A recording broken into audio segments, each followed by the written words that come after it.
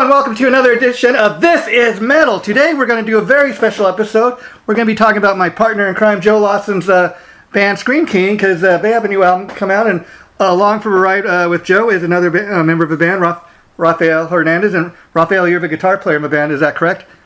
Yes, correct. And you're kind of, from what I understand, Joe Lawson's kind of right-hand man. Everybody kind of brings someone to the band, but I understand you've been in the band probably the longest next to Joe, is that correct? Yeah, that's correct. And yeah, Joe... it's the way around on his right hand, man. Okay. Now, Joe, tell us how you and Rafael first hooked up, because again, I know he's been with you a while yet. I saw this guy walking down the street carrying the guitar. No, just kidding. That would be funny. We met through mutual friends and played together years ago and goofing around in cover bands and stuff like that. And then in 2012, I was just thinking about this today. It's kind of crazy how time plays tricks on you. Yeah. It seems like it was just a couple of years ago, but it was 9 years ago that we first started working on the first record, Equilibrium. So we're coming up on a decade of working together.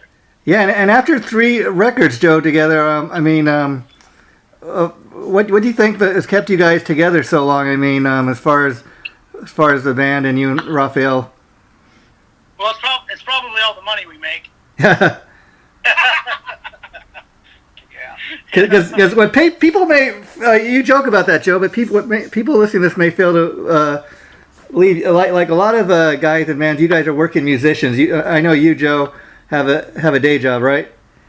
Oh, absolutely. Unfortunately. Yeah. So this is kind of what you do on the fun for on the side for fun, but it's got to be a great way, I'd imagine, after hard day of work, but have these weekend gigs you guys get to go and do. Yeah. I mean, we do what we do out of the love for it. I mean, we try and be as proficient and professional as we can with everything we do, and we want to be proud of it and put our best foot forward. But we're realistic, we got our feet well grounded in reality. And Rafael, let me ask you, because we already know a lot about Joe Lawson. So I want to ask you, what are some of your influences as far as the guitar players that influenced you to do what you do? Well, they're probably kind of everybody's guitar heroes. I'm a big Randy Rhodes fan. Oh wow. Michael Schenker, Yngwie Malmsteen, Steve Vai, all the greats. I got a million guitar heroes. Yeah, Steve Vai, I mean, interesting thing about him, I remember, the very first time I got that Eat 'Em and Smile album, the debut David Lee Roth solo album, and I remember, like a lot of people, hearing that song, Yankee Rose, and man, the way that guy just made the guitar talk to me, Oh yeah, that's a great song.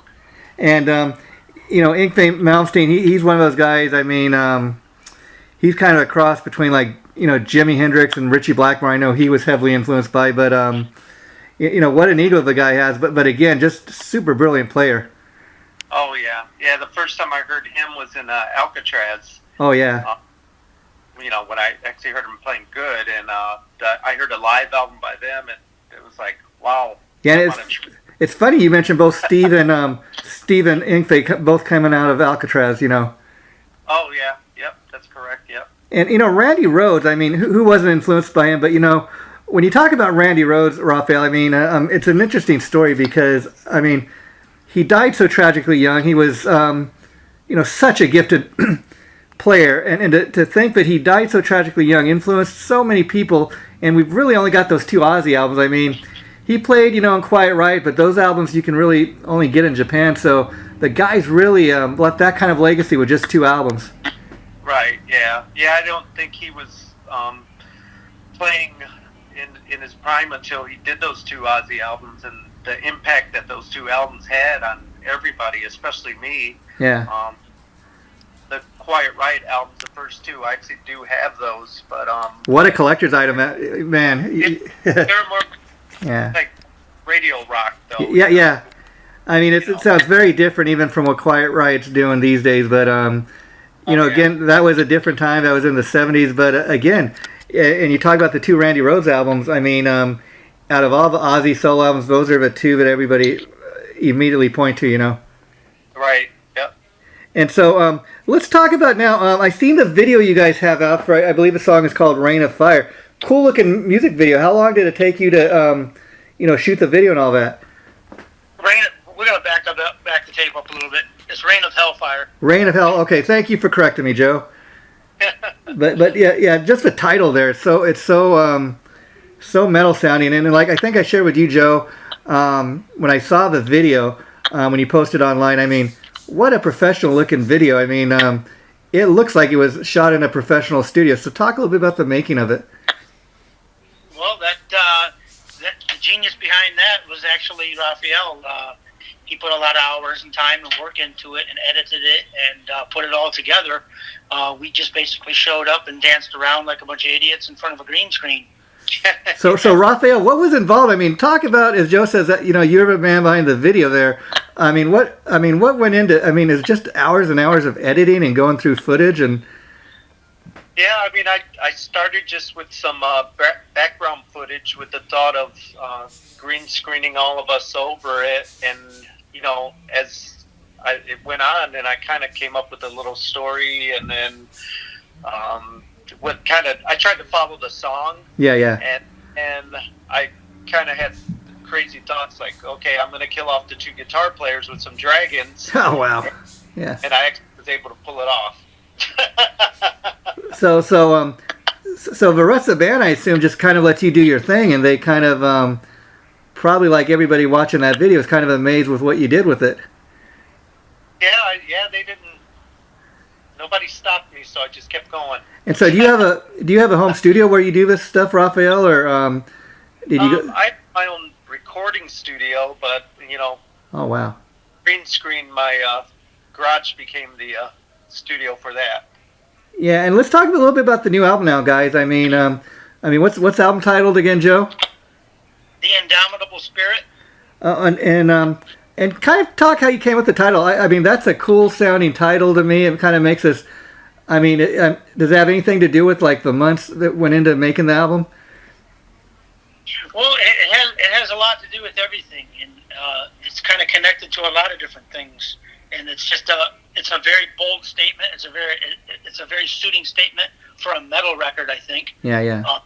You're talking about a mindset of not being defeated, and you can apply that to anything in your life. Whether it's a handicapped person overcoming their limitations. Yeah. Or if it's a martial artist progressing in his journey as a martial artist, learning and growing, or as a musician, or anything you do as a baseball player. I mean, so really, I think it's something that a lot of people can connect to, and it's got a positive message behind it as well.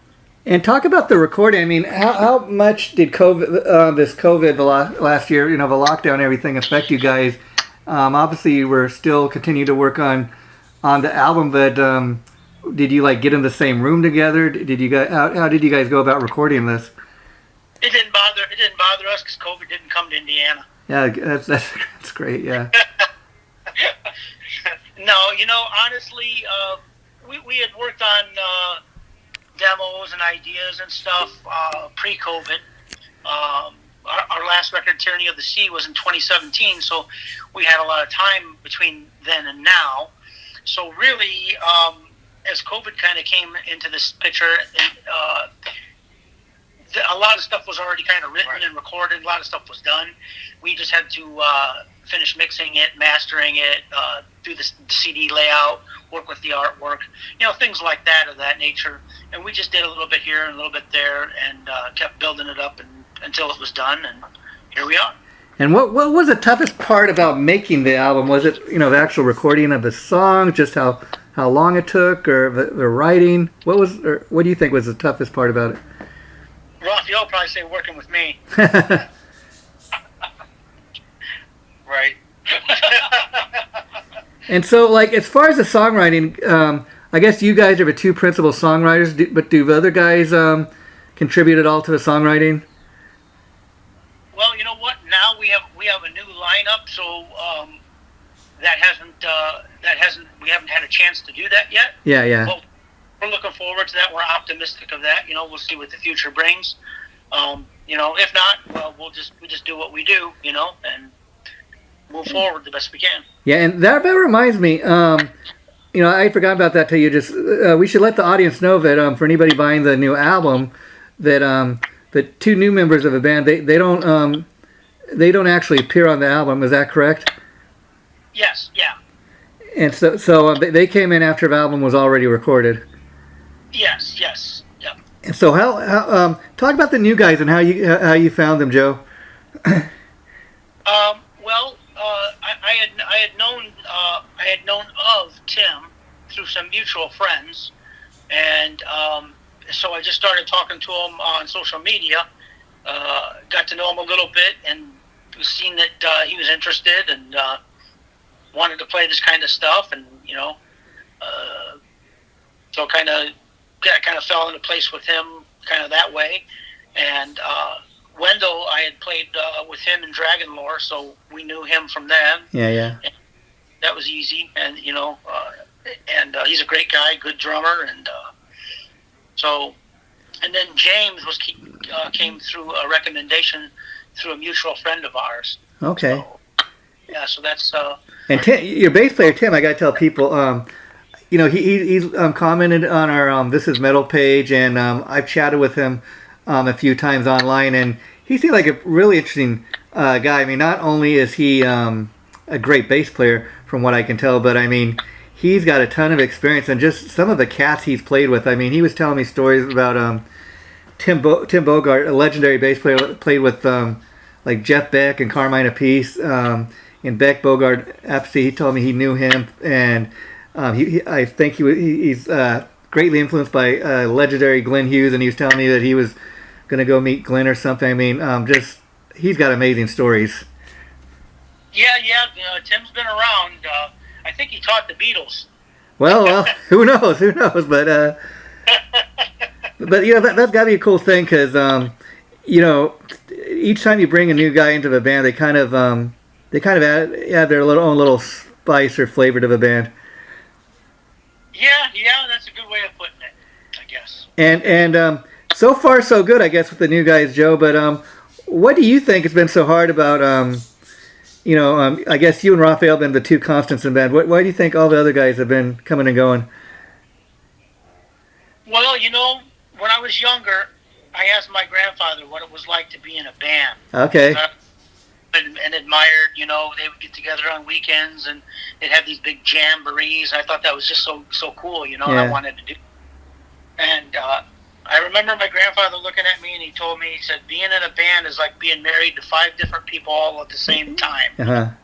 I didn't know what he meant back then, but now I do. Yeah, and it kind of gives you a new appreciation for a guy like Dave Mustaine when you hear people comment about how many people he's had in and out of Megadeth, but you kind of say, oh, maybe there is some to what the guy says, Well, if you take a lot of bands throughout history, yeah, and they've all had lineup changes. Sure.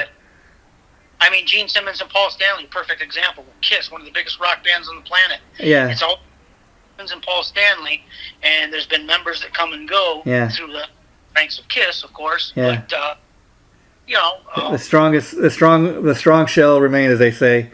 Yeah. Well, sometimes you get people that just work well together. Yeah, sometimes, yeah. And have what it takes, the fortitude to actually make it happen and work hard and be persistent and get something done. Yeah. Get people to say they want to do that but flake out or don't want to put in the work for that is necessary. All kinds of different reasons and different issues and problems there, So, and to each their own. But yeah, sure. Like, if you look back through rock and metal history, this is not uncommon. Oh no.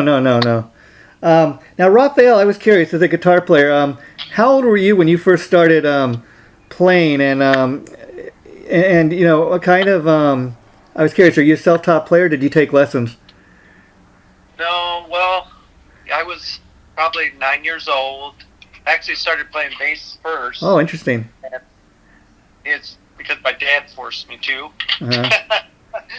I wanted to play guitar, but he thought it'd be easier with 4 strings.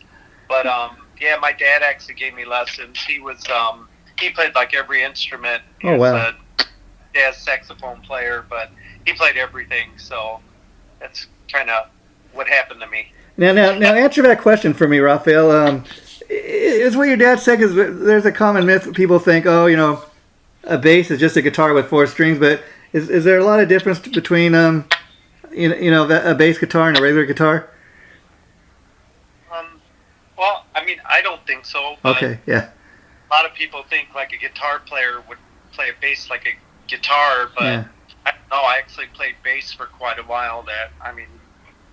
There's a difference in what they do. Yeah.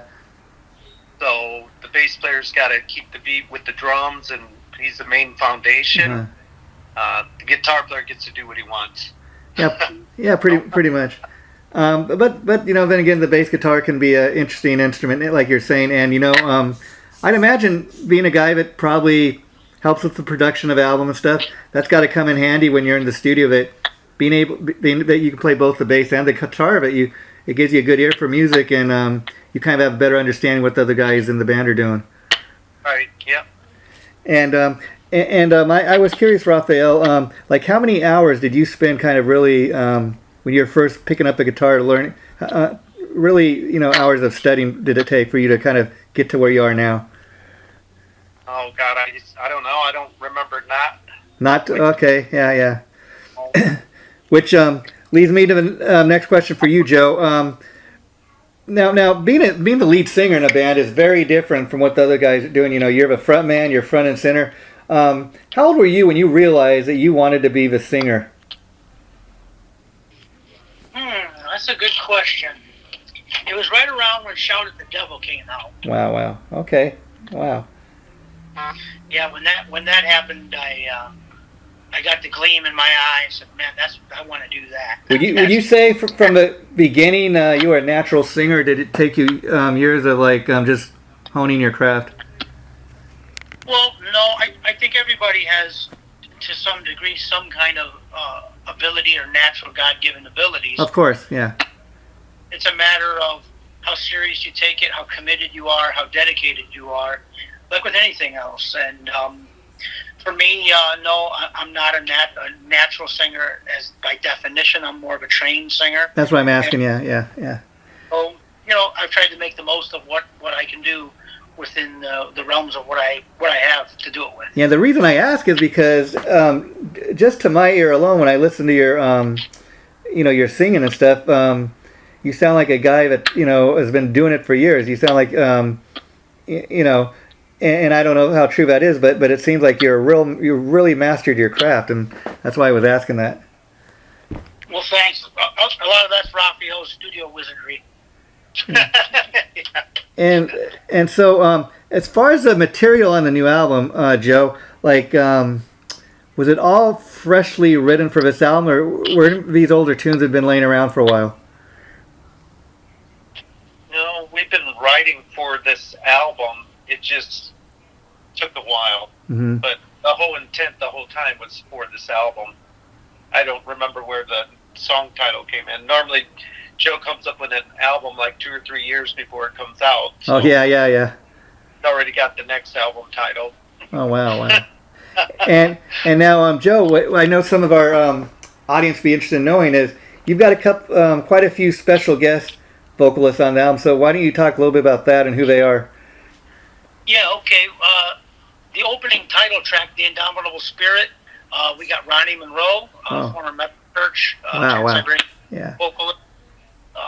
He sings on that with us, as well as Harry Conklin from Jag Panzer and Three Tremors. Yeah. And myself, so that was a fun one to do, and we're going to eventually put out a video that we're working on for that song also, and then we had let's see, looking down the track list here real quick, Trail of Death. We had Tim Owens from former Judas Priest vocalist. Yeah. And James Rivera from Hellstar sang on that one with me. So that was pretty cool too. It's interesting. Okay, so 3 of those guys you've mentioned, we've all done an episode of This Is Metal on. James Rivera, Tim Owens, but no. So just the 2 guys, but. Harry from Three Tremors. I tell you, you got two of the guys from Three Tremors. It's a shame you couldn't get Sean Peck on there because then you'd have all three Tremors. Yeah, I thought about that too, and honestly, like I said, it comes down to vision. And, yeah.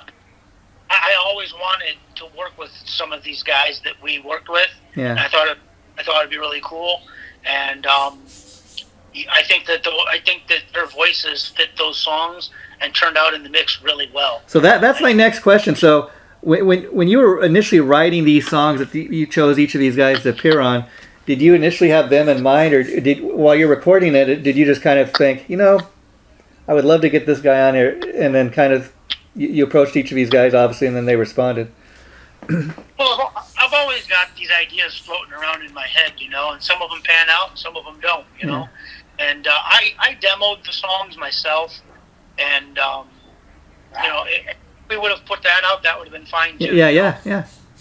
It was really fortunate and really cool that we got these guys to contribute and to work with us. And I'm really excited about it, and I hope everybody really likes it. See, that's the thing, Joe, about something like that is your band Screamking, you got a loyal enough audience already that I think would turn out just to buy the album because it's time for a new Screamking album. But then you have a certain people that have never heard of a band. They're going to maybe through the current single just be discovering you guys, and then they hear about, oh wait a minute, Tim Owen sings on this song, or Ronnie Monroe. It kind of gives them another reason to go out and buy the album, especially if they've never heard of a band before. So it's cool that you can. Yeah. So it's kind of cool that you can do that, But now let me ask you, as far as the recording of each of these songs, I'm assuming you sent each of the guys kind of a track, and they did it separately. Then they weren't actually in the same room with you. Correct. Yeah. They recorded their tracks in their studios or wherever, and just sent us the files. Yeah. And Rafael was able to mix them and work with them. Yeah. And so, how different did the like you said, you originally demoed each of these songs yourself, but when you really kind of did the final tracking and you added each of these guys onto their track, how different and much different did the song sound? Oh, I mean, obviously it made a huge difference. Mm-hmm. Yeah, I mean, all of those singers are phenomenal singers and total professionals at what they do, and it's an honor to be on the same song with them at all. Period, in any shape, way, or form. So we were pretty excited about it, and like I said, I think the mixes turned out really big, really fat, really huge sound, and I think that made a huge difference. And if anybody is on the fence or thinking about buying this record, definitely buy this record, because we pulled out all the stops. We got all kinds of heavy hitters and special guests on this. It's a 6-panel digipack featuring amazing artwork by Drake Mafesta, who's worked with Wasp and Symphony X. Oh wow! Many other packs, and it's got 14 amazing songs on it. And it's just, I mean, we really worked hard on it for a long time. So. In regards to, working hard on this, I think people do not realize all that goes into making an album like this. I mean, from what I understand, Joe, you don't really have a record label on you, but you guys are financing this all yourself. Is that correct? Yeah, we have our own label, Platinum Dungeon Entertainment. And so you really are the label in the sense that, I mean, you get, as far as just getting somebody to do the artwork, you got to pay for that, and then you got to send it off for them to, do the official artwork, and you got to do all the packaging, like you said. So there's really putting an album like this together is a real kind of art to that. Yeah, it's a long process, and there's a lot of different hats you got to wear, and there's a lot of different stages, and it like with anything though, it takes commitment and dedication and persistence, And as Rafael said, it's been like a three-year process, Got to work at it, and it takes longer. Oh yeah, and things happen along the way, such as COVID and how that affected everybody. And so let me ask, what took the longest? Would you say writing the stuff, recording it, or just kind of the packaging and getting that together? Yeah, probably the last final part of it. Mm-hmm. Just getting everything together to get the CD done, and get it out there. The recording, I don't really think of that as that's kind of a laborious, Yeah. Yeah, right. And so once you guys, when you get to the point where you write the songs and it's time to start recording them, how do you go about picking, like, most bands, do you just go in and say, okay, we're going to just record these 10 tracks? Do you have a bulk of material, then you, like, maybe record 30 tracks and pick the best 10, or? Well, with this record, in the past, we pretty much just wrote for the record, I think, you know. Yeah. The songs that were on it, Yeah. This record, though, we did like 17 songs. 16 or 17 songs we had. Yeah, so we had to narrow it down, and so we had extra songs to be on the CD, and we left some off, but they're still really good songs, and they'll either become bonus tracks or something. There's another reason to go ahead and purchase the album before the release date, because you get 2 unreleased digital tracks that are not on the album that are killer songs. So just one more reason for people to take advantage of the pre-order while it's still around, still going. And for those people who want to go out and pre-order the album and everything, Joe, I mean, how many tracks are we getting on here? I mean, just the original tracks. Well, there's the album that has 13 tracks on it, the 2 unreleased digital tracks. So it'd be a total of 15 songs. Yeah, I dig that, because as a fan, I mean, I got to thank you guys not only for being a band that still creates new music. I know you're thinking, well, how else will we kind of make a living? But there are bands that just, we're just going to live off our catalog of music, even only after 2 or 3 albums. We'll just go out and do live shows. So I dig the fact that you guys are doing that, and that also you're putting out physical product, because a lot of bands are like, nobody buys CDs, so why even bother going to trouble of printing them up? But I think, like I said, you got a loyal enough fan base that people are going to buy it. But yeah, artists and bands that do that, regardless of their success, are making a critical mistake. And that mistake is that over time, their name will die on the vine of history, because they stopped at that point. They didn't go any and that's a shame, especially if a band is successful with whether it's 1 record or 10 records. I know everybody maybe gets in a rut or has writer's block or whatever you want to call it, but you got to keep things interesting, keep things fresh, and keep writing and creating material. Rafael and I, we love doing that. That's a big part of why we do it, because we enjoy doing it. Writing and creating music is an enjoyable experience. So, Rafael, as far as the writing for this, when you and Joe get together and you start writing, does it usually start with like you playing a riff, or do you ever, Joe, sit down and first write the lyrics? It's all kind of ways. Yeah, it's happened both ways, because I write lyrics too. For this, and I've written lyrics, and then I can put the music to the back of it how I think I want it to go, and then Joe puts his spin on it. I come in and screw it all up, messes it all up, and then we have a new song. But I could start there. Sometimes I'll start with a bass line even. Oh wow. Or something, or just an acoustic guitar.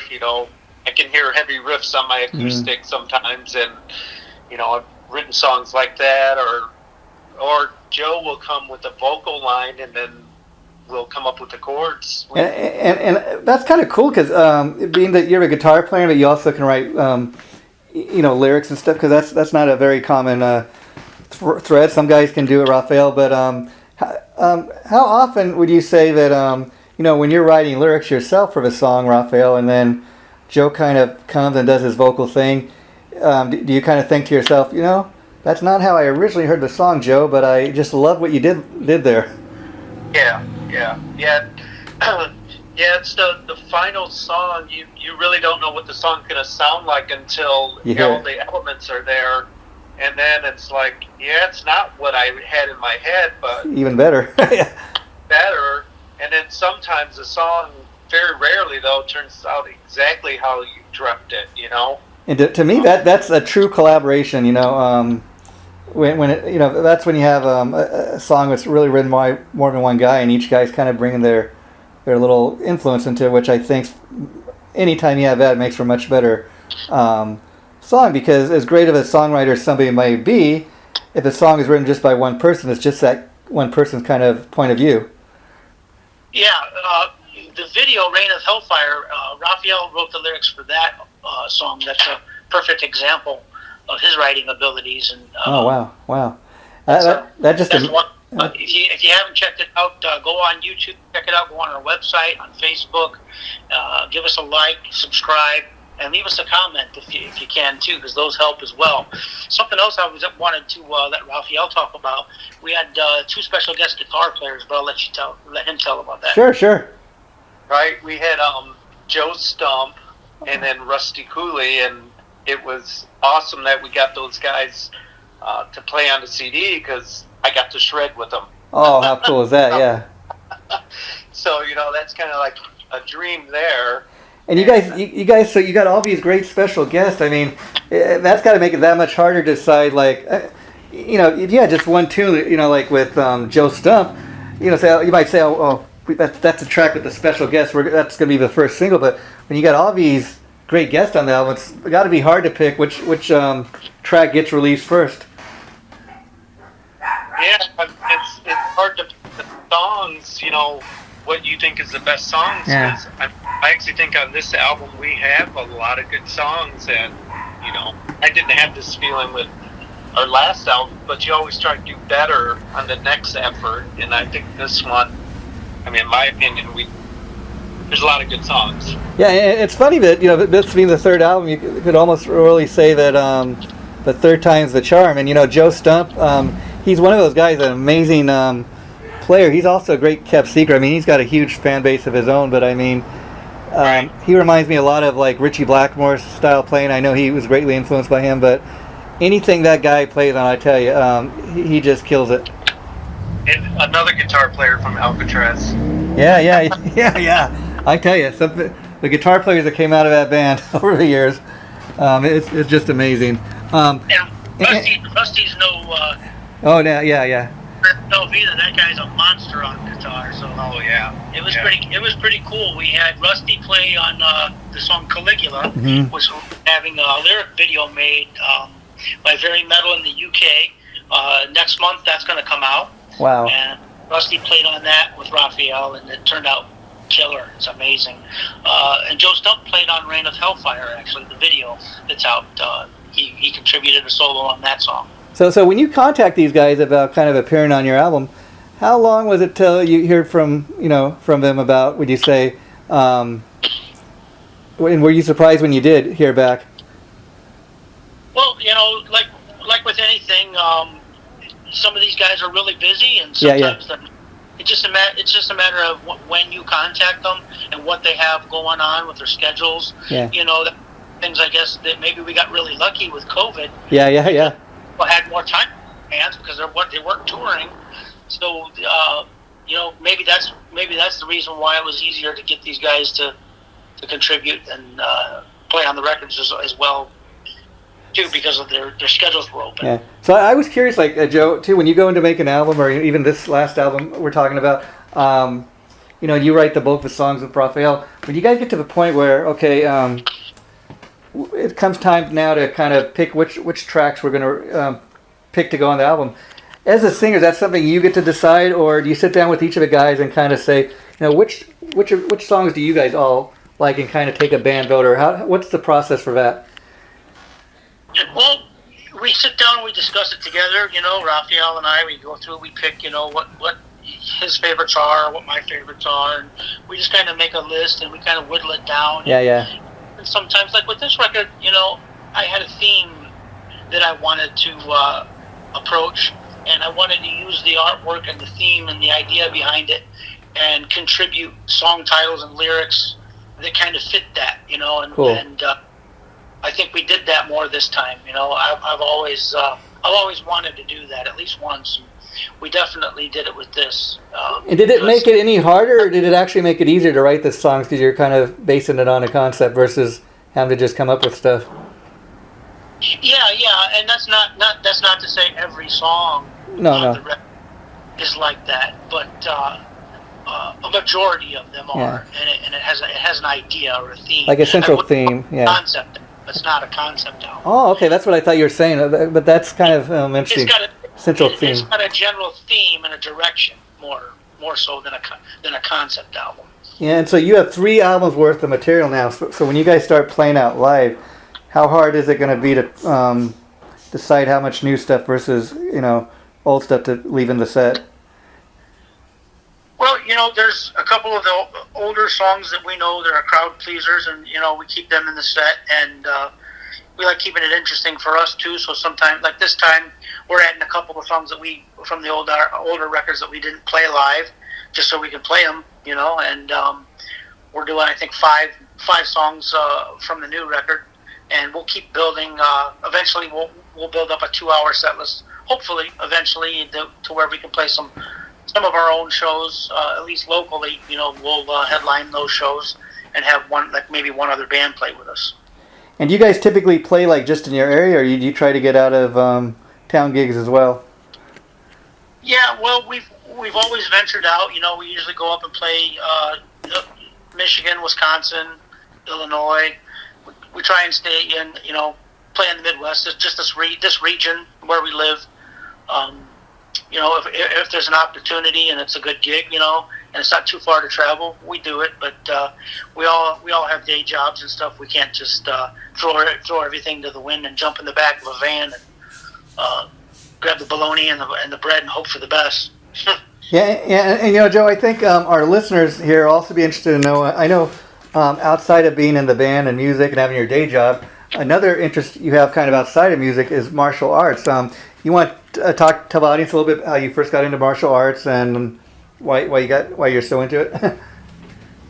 Well, I got into it when I was a young kid, when I first saw Bruce Lee and Chuck Norris. Oh, okay, wow, yeah. Back first in my involvement with music, actually, and then I just eventually learned and trained with different people and got involved with it. Really enjoyed it, and the rich history and culture and the benefits, the self-confidence, and the overall growth from it is something that's, to me, is irreplaceable from anything else. Because I think one thing that martial arts have in common with music is that all takes like a certain amount of dedication. You got to be really dedicated to studying it and learning it. You can't just learn it half-assed.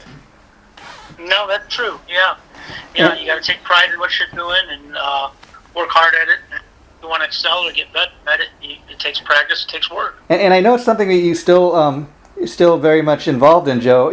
Kind of in your personal life. Kind of still taking martial arts and that. Have you ever had to use it like in real day life? Like somebody ever try to, mess with you or anything? And you had to defend yourself? No, I haven't. Had to use it. In a situation. Real situation. Well, the closest that I came was a gentleman came into the dojo with a chip on his shoulder, with an attitude. Oh, wow. He had been training his whole life, and he basically came right out and told us he was there to get his black belt in different disciplines that train in there. And if we help him, he'll teach us all kinds of stuff. And he teaches at some other dojo. He was trying to steal students. Wow. He was very rude and disrespectful. He hurt one of my friends in training. Oh, wow. And then at that time, he said things about techniques that wouldn't work on him or couldn't work on him. And I bounced him off and broke his glasses. Oh, wow. But again, that's kind of rare. You don't hear about too many guys like that, who do practice martial arts, but there's one in every crowd, as they say. But kind of wow, that just blows my mind. But yes, there's a time and a place, and of course, you train to not be in that situation. See, that's the whole thing. That's the whole thing. But I think too what you're saying. That's a last resort. But when someone's hurting people I care about, then time to take the gloves off. I think that goes along with what you're saying, but also in regards to if you really know your martial arts stuff and you really study it, you're going to be confident to the point that when you do need to use it, you'll be able to. as opposed to not knowing what to do. Yeah, absolutely. You know, you can't get arrogant or egotistical about it.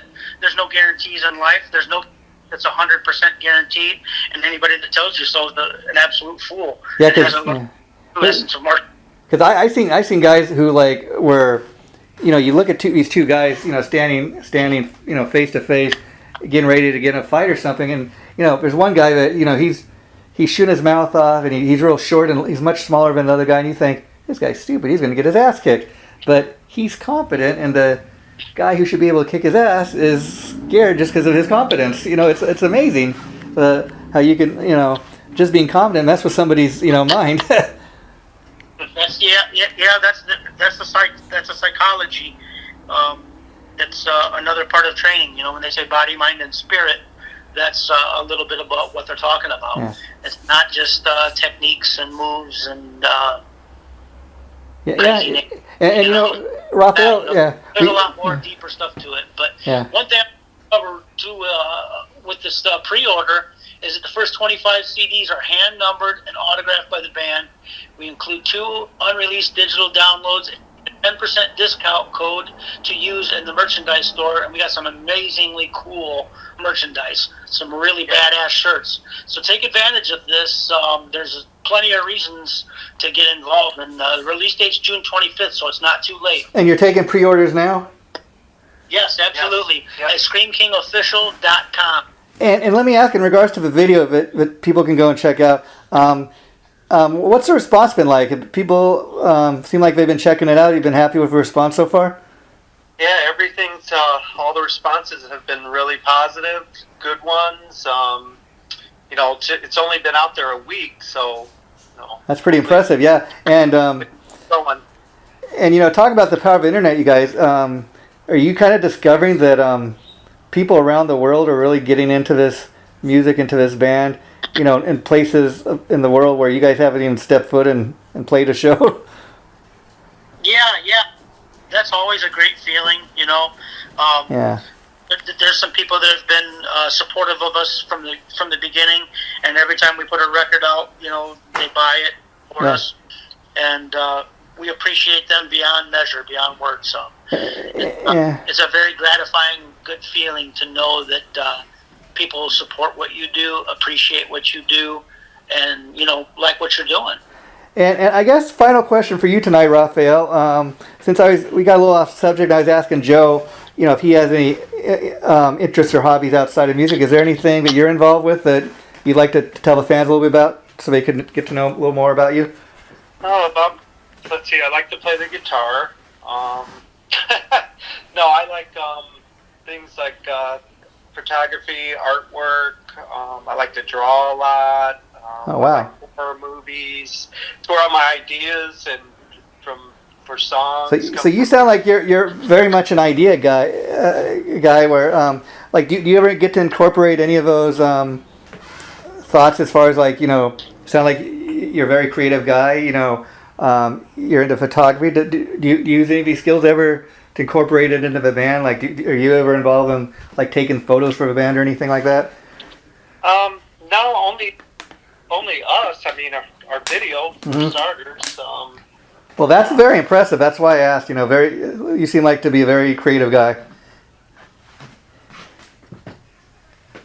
Yeah, you know, like going even back to the first album, Time Device. Raphael wrote that, and that was inspired by an older movie that he loved, and that's a perfect example of what he was just talking about. Oh, wow, that's amazing. And anything else you guys like to say to the This Is Metal audience before we wrap this up for tonight?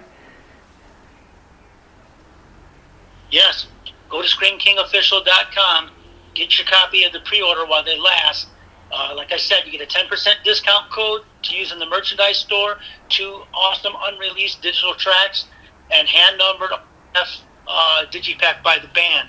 So get online, get them orders put in, and we appreciate all the support that we've already gotten, and we're looking forward to getting out there, playing some shows as well, beginning in September. And Joe, I've been seeing online that you have interviews coming up. You're starting to do a little press for album. How much do you love doing this? You know, getting out there and talking about your music.